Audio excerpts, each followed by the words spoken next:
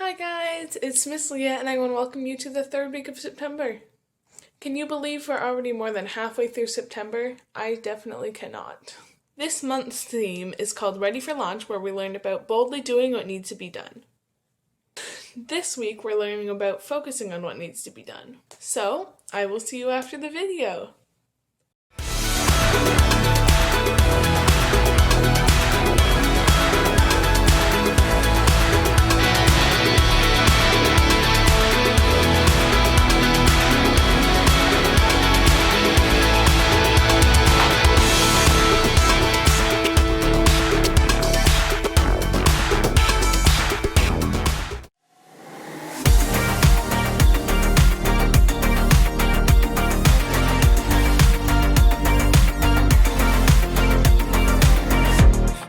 Got to see what you see. You are doing a great work in me. I've decided I can't stand still. No, you have given me purpose. All my heart is yours. All my life is yours. I will make a move for you, for you. All my heart is yours. All my life is yours. I will make a move for you. Make a move for you. Make a move, make a move. Make a move for you. I will make a move, make a move. Make a move for you. I will.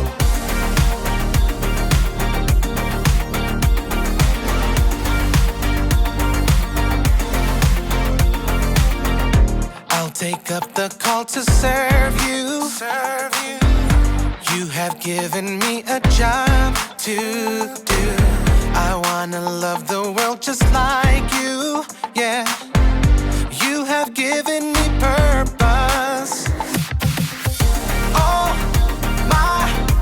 my heart is yours. All my life is yours. I will make a move for you, for you. All my heart is yours. All my life is yours. I will make a move for you. Make a move for you. Make a move, make a move. Make a move for you. I will make a move, make a move. Make a move for you. I will.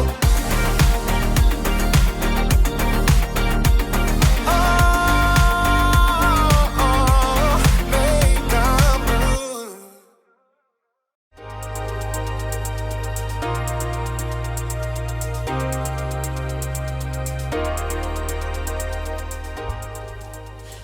Good day, space travelers! It is I, Jacob, and I'm here to take you to the very edge of the universe, or at the very least, the very edge of initiative. Initiative is seeing what needs to be done and doing it. Initiative is very important. Too often we see what needs to be done and we don't do it, usually because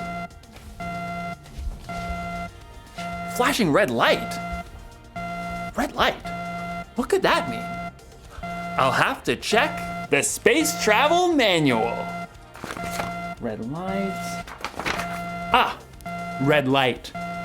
Computer malfunction alarm. To reset computer, press the blue button. Okay, good. Where was I? Yes. Initiative. I was saying that sometimes we see what needs to be done, but then we don't do it because a blue flashing light.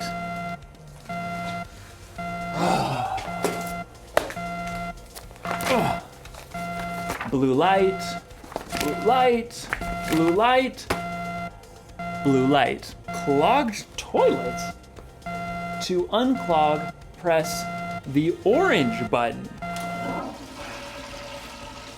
That'll do the trick. Man, it's really hard to focus around here. What I was saying was, a flashing orange light? Okay.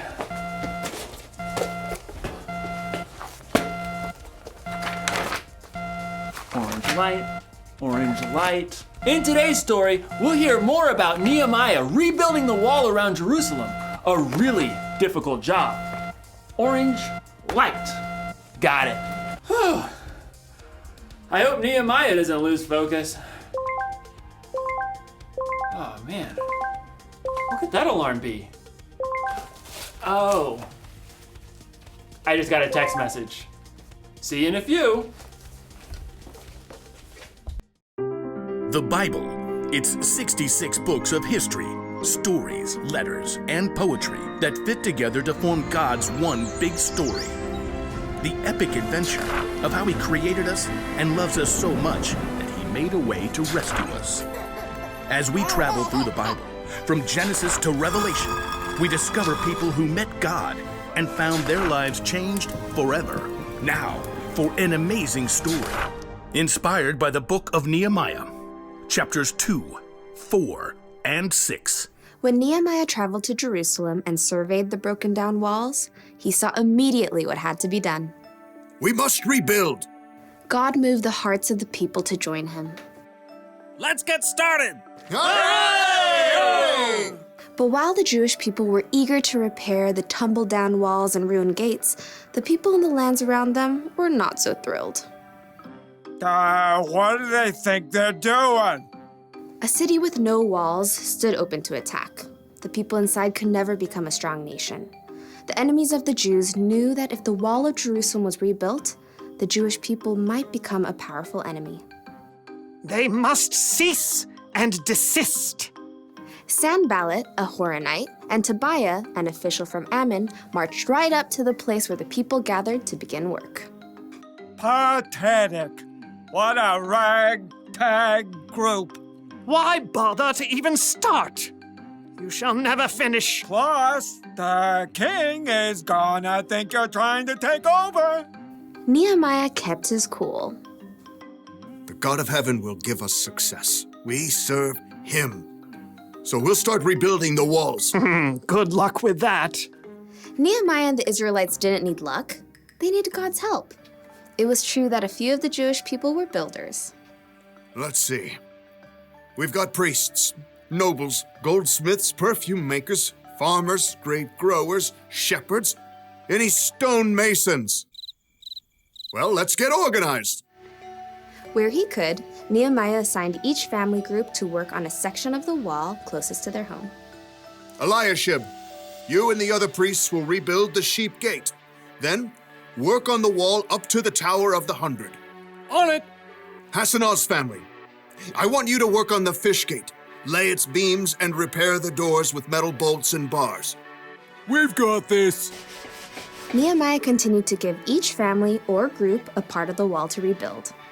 Old and young, men and women, they put everything they had to gather the fallen stones and hewing beams. In a short time, the wall began to rise again. Inconceivable.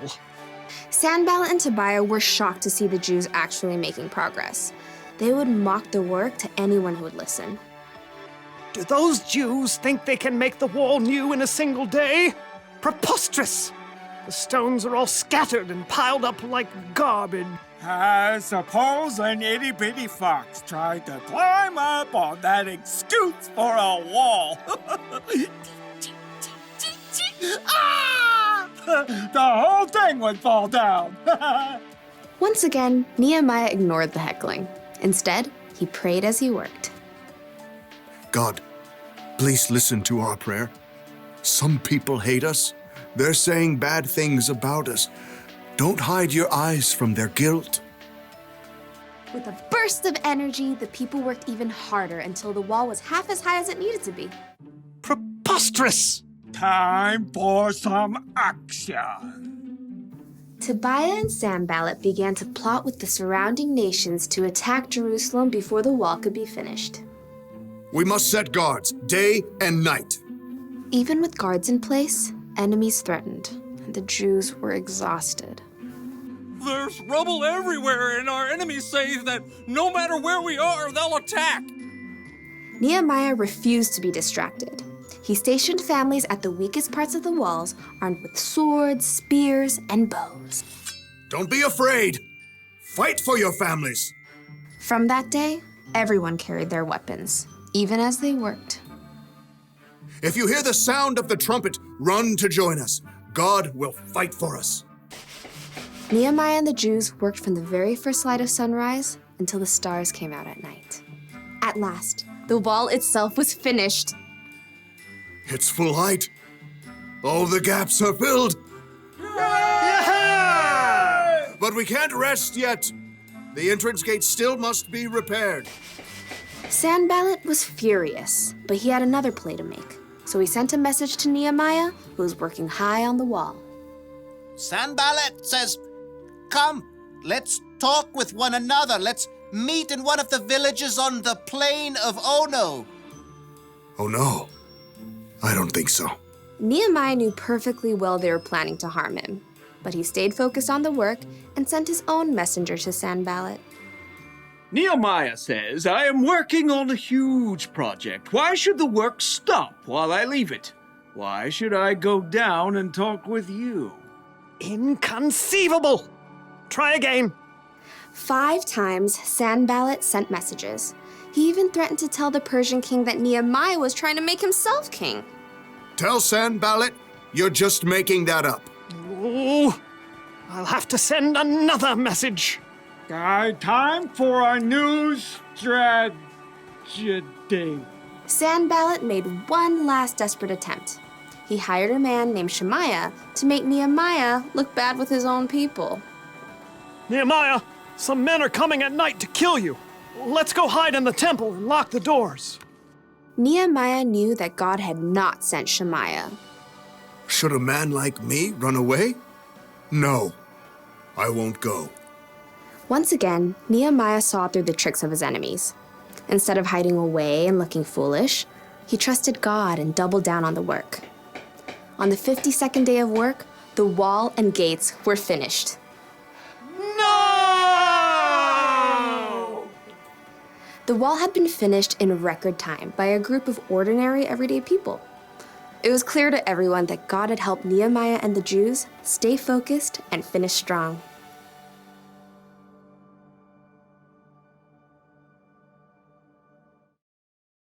Can't talk now.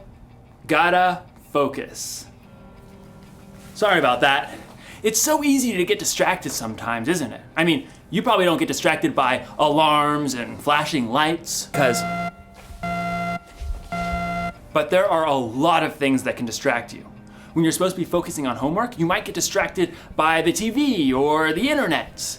When you're supposed to be cleaning your room, you might end up playing with your toys. When you're supposed to be listening to your teacher, you're making funny faces at your friends.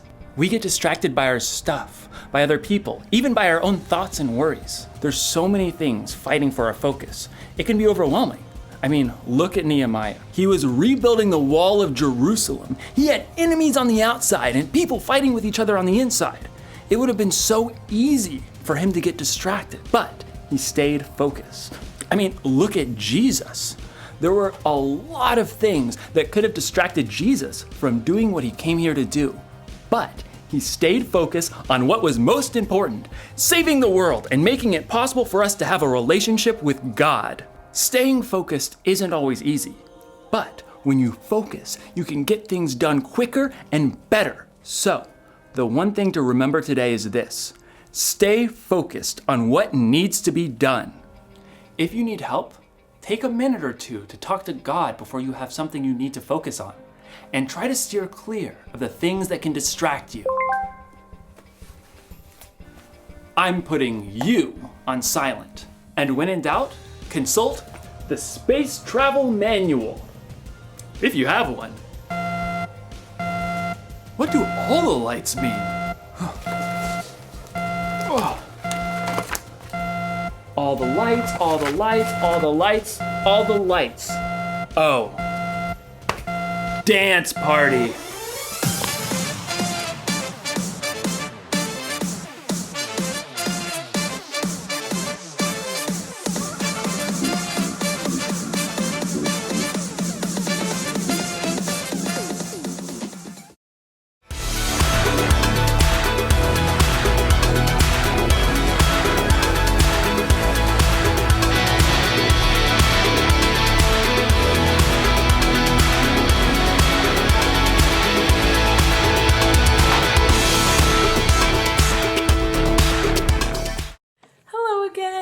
Did you like the video? I definitely did, and I learned a lot about focusing on what needs to be done. I know I can get distracted very easily, so I'm very thankful that I can pray to God and ask Him to help me focus whenever I need. Alright, before you go, will you pray with me? So I need you to fold your hands, close your eyes, you know the deal. Dear God, thank you so much for being there for us when we need you. Thank you for loving us no matter what, whether we do the wrong thing or the right thing.